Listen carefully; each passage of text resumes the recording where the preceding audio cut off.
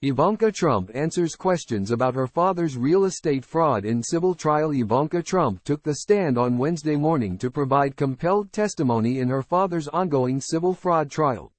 After multiple failed appeals, filings, and motions to elude the confines of the New York State Supreme Court in Lower Manhattan, the former president's widely presumed to be favorite child was jokingly welcomed to the witness stand by the judge overseeing the case.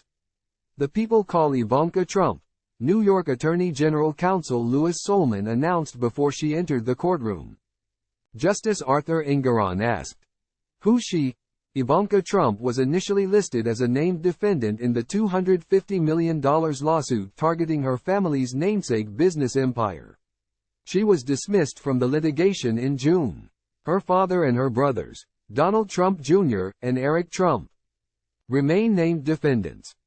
The litigation was brought against the former Republican president, his children, and the Trump Organization in September 2022 by New York Attorney General Letitia James, a Democrat, and aims to essentially kick numerous Trump-related entities out of the Empire State.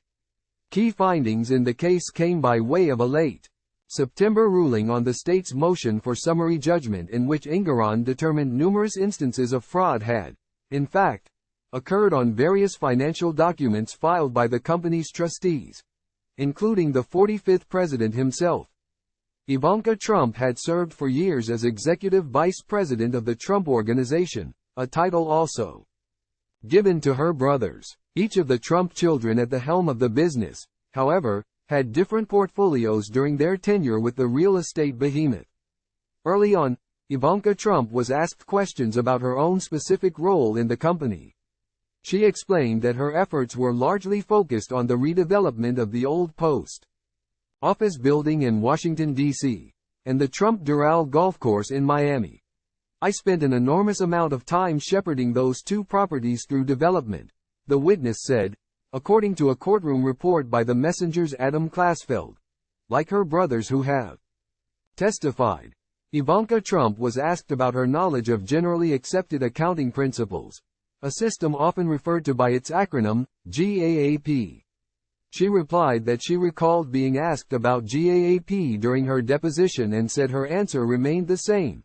Her understanding was general, an answer in line with what her two siblings have testified to as well. Time equals 400 Ms. Greater than more law and crime coverage. Rinse and repeat. Donald Trump Jr. laughs away questions about the Trump Organization's falsified financial documents during testimony in civil fraud trial. Questioning quickly turned to the heart of the matter in the financial documents case.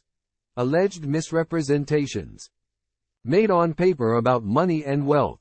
The Attorney General's office has proven that several financial statements contained misrepresentations.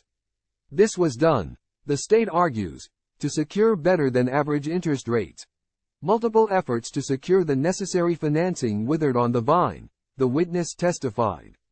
The defense repeatedly objected to the state showing such discussions of deals in progress, claiming they were not relevant because the discussions never moved to stages where formal documents were involved. After going back and forth over the various potential financing deals for Doral that were ultimately abandoned, Solomon provided Ivanka Trump with a series of 2011 documents related to negotiations with then Deutsche Bank employees Rosemary Vorablik and Dominic Scalzi.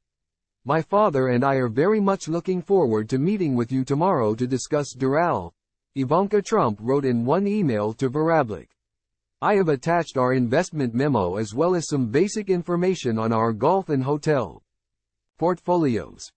During the Doral Deutsche Bank financing discussion, Solomon described loan terms as much more favorable than normal and then highlighted two things the bank asked for in return, according to a courtroom report by MSNBC legal analyst Lisa Rubin.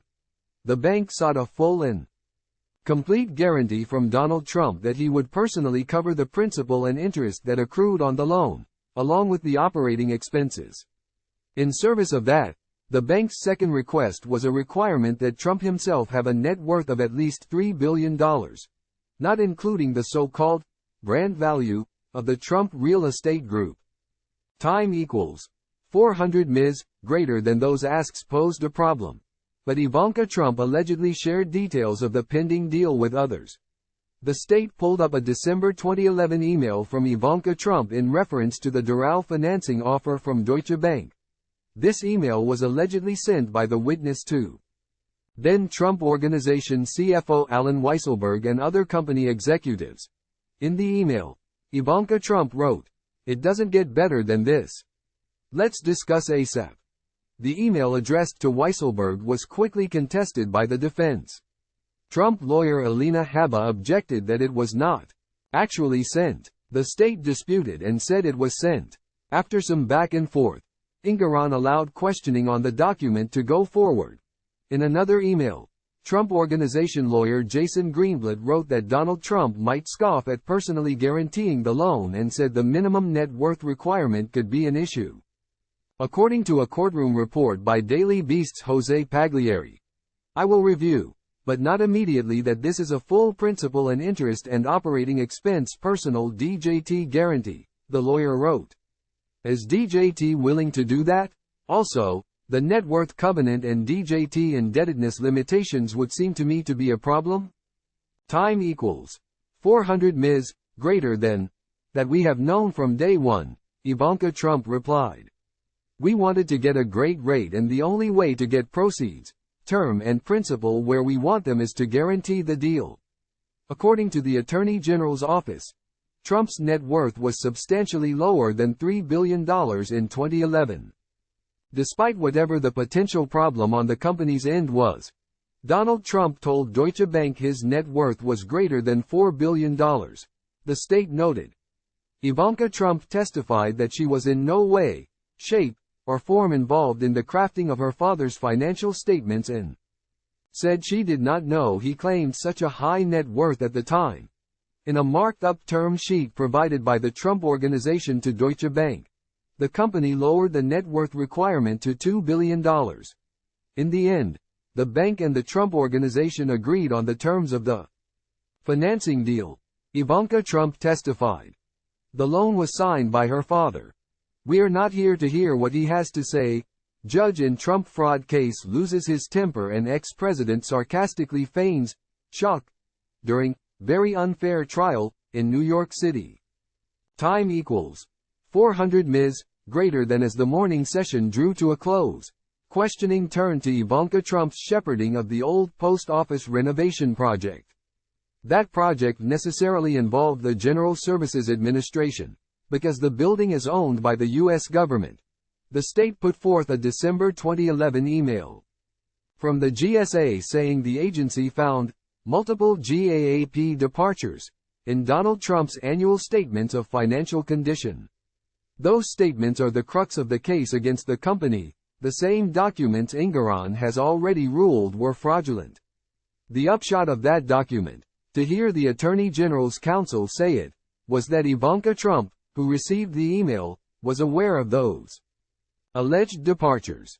The witness did not recall those specific phrases or terms, she said, but acknowledged that she knew the GSA had questions, and that the Trump Organization would work to supply some answers. The court went on recess right after the state sought to introduce an email between the witness and her husband, Jared Kushner, in which the two discussed financing sources for the post office deal. Defense counsel objected on spousal privilege grounds, and Engoron said that lunch was a good time to mull the issue over. Upon returning from the lunch break, Engoron announced that the email between Jared Kushner and Ivanka Trump is admissible because the messages were sent through work accounts.